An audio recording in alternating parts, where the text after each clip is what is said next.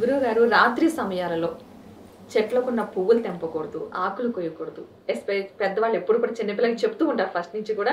ఎందుకన్నది ఎవరికీ తెలియదు. నిజంగానే అలాగా కోస్తే ఏమైనా అపచారమా? ఎందు నిమిత్తం దాని వెనకాల ఉన్న ఆంతర్యం ఏంటి అసలు?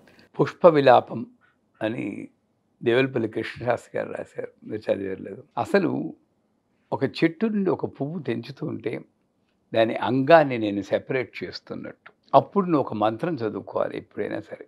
అమ్మా, నా యొక్క భక్తి కోసం, నా యొక్క పూజ కోసం నిన్ను సెపరేట్ చేస్తున్నాను తల్లి నుండి, నన్ను క్షమించు అనుకుని మనసులో ఏదో ఒక మంత్రము, ఏదో ఐం క్లీం సౌ సౌ క్లీం బాలా మంత్రం, లేదా శ్రీమాత్రే నమః శ్రీమాత్రే నమః శ్రీమాత్రే నమః అంటూ కొయ్యాలి. అది నియమం. కానీ మనకి శాస్త్రం, సైన్స్ చెప్పేది చెట్లు రాత్రిప్పుడు నిద్రపోతాయి, అప్పుడు కార్బన్ డైఆక్సైడ్ వదులుతుందని చెప్తారు. అవునా కదా? చెట్ల కింద రాత్రులు పడుకోకూడదని. మరి ఆ కార్బన్ డైఆక్సైడ్ వదిలి ఆవిడ నిద్రపోతున్నప్పుడు అప్పుడు తట్టి లేపి ఆ అంగాన్ని సెపరేట్ చేయడం తప్పేనా? దేవుడి సంగతి వదిలేయింది. ఆవిడ ఉన్నారు లేరు, ఆవిడ శాపం ఇస్తుంది చెడు అనేది వదిలేయింది. ఒక మానవతా పరంగా చూస్తే నేను ఒక నిజమైన మనిషిని అయితే చరాచర వస్తు ప్రపంచంలో అమ్మవారిని చూడాల్సిన నియమం నాకు ఉంటే ఆ చెట్లో కూడా ఆయన జీవాన్ని చూడాలి. నిజంగా మీకు తెలుసో లేదో, ఫారిన్లోనూ ఇక్కడ ఎక్స్పెరిమెంట్ చేశారు. 2 చెట్లను పెట్టి ఈ చెట్టుని నరికేయాలి అని వీడు రంపాన్ని తీసుకెళ్తుంటే దాంట్లో ప్రకంపనలు వచ్చేయటం తెలుసా అండి? ఈ శబ్దం వినేప్పుడు దాంట్లో అలజడి వచ్చింది. అంటే అంత జీవం ఉంది ఆ దీంట్లో. సో అంచేత అంత జీవం ఉన్నటువంటి ఒక క్రియేషన్ని హాయిగా పడుకున్నప్పుడు తగుదునమ్మా అని చెప్పి నేను కోసేయడం మానవతా దృక్పథం కాదు.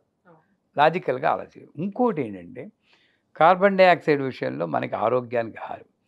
ఇంకోటి సాధారణంగా ఈ మెషిన్తో వెళ్తే ఆ చెట్టు పుట్ట ఉండు పాము ఏదో ఉంటుంది, బయటికి వెళ్తే అది కాటేసిందంటే మనకే ప్రమాదం.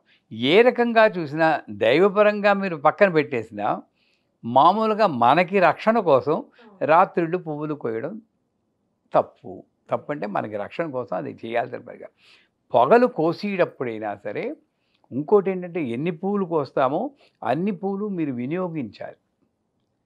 కింద పడిపోయిందని ఆ పువ్వుని పూజ చేయరు కొంతమంది. కింద ఎందుకు పడిపోయింది? మన అలక్ష్యం వల్ల పడింది. మనం ఎందుకు కోసాం? మన అవసరం కోసాం. కానీ ఆ పువ్వు భగవంతుని పడి ఆ రకంగా మోక్షం పొందుతుంది. దానికి ఆ భాగ్యం లేకుండా చేశానా? వేస్ట్ చేశానా జన్మని? అది ఆలోచించటం లేదు. కింద పడింది పూజ. ఒకవేళ కింద పడిన పువ్వుతో నేను పూజ చేస్తే నాకు పాపం కలిగినా కలుగు గాక, కానీ నీ మోక్షాన్ని నేను అడ్డుకోనన్న మానవతా దృక్పథం నాకు ఉండాలి. నాకు హృదయం లేదమ్మా. హృదయం లేదు కనుకనే ఇలా చూస్తాం పడేస్తాం, ఇలా చూస్తాం పడేస్తాం. కిందని అందువల్ల మొగ్గలు కొయ్యకూడదు. ఇలా కొమ్మలు లాగేస్తాం.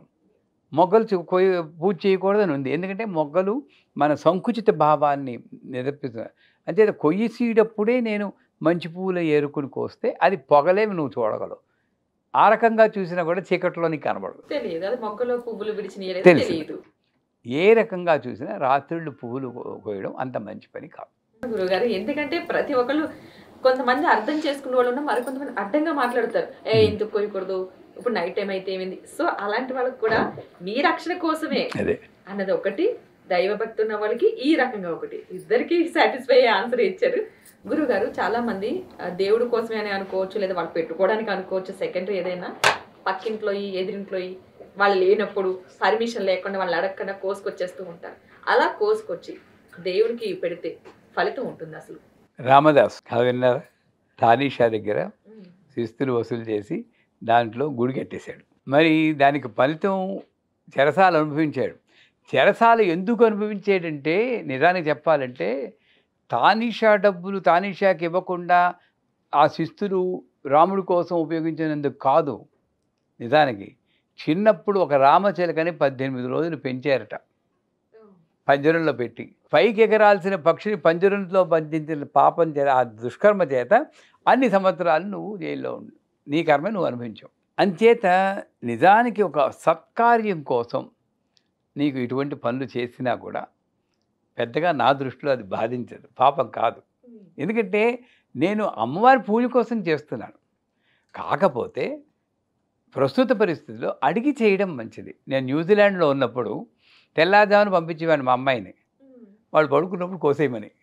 ఎందుకంటే అక్కడ పువ్వులు కోయనివ్వరు, అందం కోసమే. నువ్వు అడిగినా ఇవ్వరు. కానీ నాకు పూజకి పువ్వు లేకపోతే పనికిరావు, మార్కెట్లో దొరకదు. ఒక ఈ మాత్రం పూలు కొనాలంటే $10 అంటారు. నేను ఎక్కడ దాను, అంత డబ్బులు నా దగ్గర లేవు. అంచేత పాపం అయితే అవుగాక అమ్మ తల్లి వెళ్ళి, డాడీ నా చేత తప్పులు చేయిస్తున్నావు, డాడీ మా అమ్మ పుణ్యం వస్తుందని తెల్లారుదామని పంపించేవాడిని. అక్కడ ఏమిటి నాది, అమ్మకి నేను పూజ చేయాలని తాపత్రయమే కానీ అక్కడ దొంగలిస్తున్నానని కాదు. కాకపోతే మధ్య మార్గంగా మీకు సమాధానం చెప్పాలంటే వీలైనంత వరకు వాళ్ళ పెర్మిషన్ తీసుకుని చేయడమే ఉత్తమం. కానీ రోడ్డు మీదకి వాలిన పువ్వులు నేను తెంపుకున్నప్పుడు దొంగతనం కింద రాదది. ఎటువంటి పువ్వులు నేను కొయ్యాలి? ఒక గులాబీ మొక్క పెంచుతారండి, పెద్ద గులాబీ ఉంటుంది, అందంగా పాపం ఆవిడ పెంచుకుంటుంది. నేను పుడుక్కుని దానికి వస్తే నేను తప్పే కదా, అది ఉన్నది ఒకటే. అదే నందివర్ధన్ చెట్టు ఉంది, ఓ 100 పువ్వులు ఉంటాయి, ఓ 10 పువ్వులు కోస్తుంటే ఏంటి, తప్పన్నా పర్లేదు, నేను కోసుకుంటా. మీకు ఇంకా చాలా ఉన్నాయిగా, మేము కొన్నే కదా కోస్తున్నది. అంటే దేనికైనా ఒక సమాధానం ఉండాలి నా దగ్గర. అంటే అటువంటి పరంగా ఆలోచిస్తే తప్పే, మరి ఇలా ఆలోచిస్తే ఇది కరెక్టే. సో మధ్య మార్గంగా మనం వెళ్ళడం ఉత్తమం.